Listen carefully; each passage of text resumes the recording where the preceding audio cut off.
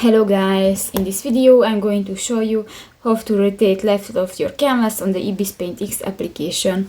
But first of all, I just want to mention, please don't forget to subscribe to our channel, because at 100,000 subscribers we are going to show you our YouTube revenue statistics and growth strategy, how to make money online. So let's jump into it.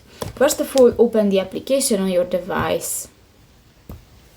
That's my canvas, and in the left side of the screen you can find different tools, for example the brush, erasers, or you can add text to your canvas.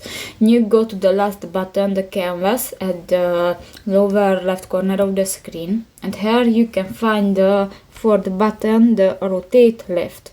Click that and you can rotate your canvas, and done. So that's pretty much it for this video guys. See you in the next one. Bye bye.